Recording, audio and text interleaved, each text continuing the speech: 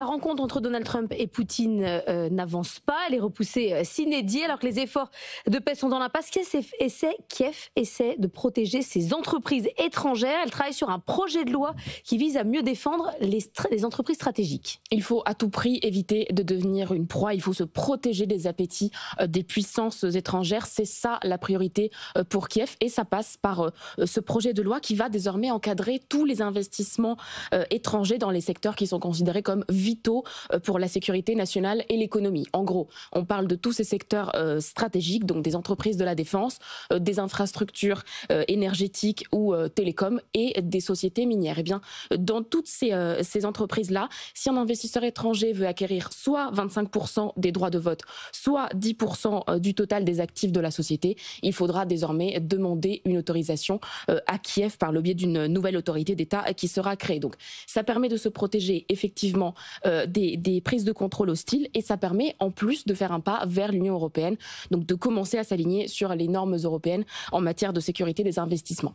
Enfin, on parle d'investissements étrangers, mais c'est surtout les investissements russes. En effet, aucun investissement par des citoyens russes ou liés à la Russie, de près ou de loin, ne sera approuvé. Il y aura des conditions très très strictes sur ce point. Mais il y a aussi une menace qu'on voit moins, c'est la menace chinoise. La Chine reste le premier partenaire commercial de l'Ukraine. Bien sûr, la balance est en faveur de Pékin.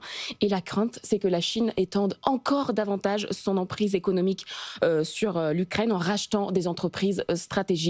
Il y a un précédent qui a beaucoup inquiété Kiev, c'est le cas de Motor Six. C'est cette entreprise qui fabrique des moteurs pour des avions de chasse pour de missiles. C'est un véritable fleuron ukrainien et très important évidemment en temps de guerre. Eh bien, les Chinois avaient tenté de la racheter.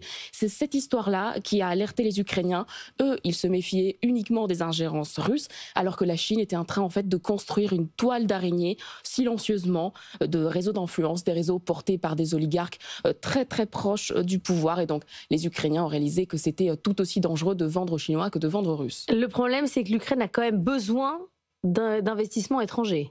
Oui, donc il faut encourager les investissements étrangers et en même temps dans des secteurs qui ne soient pas stratégiques et en même temps il faut qu'ils soient attractifs. Donc vous voyez l'équilibre très difficile à trouver. Mais c'est vrai que les investissements directs se sont effondrés en 2002 avec le début de la guerre et ils commencent à se relancer, mais trop doucement. On est à 3 milliards de dollars en 2024. On était à plus de 7 milliards de dollars avant la guerre. Ça correspond à 1,5 point du PIB ukrainien. On sait que Kiev a besoin de beaucoup plus pour soutenir son effort de guerre et pour relancer son économie. Merci beaucoup, Annalisa Capelli. Dans un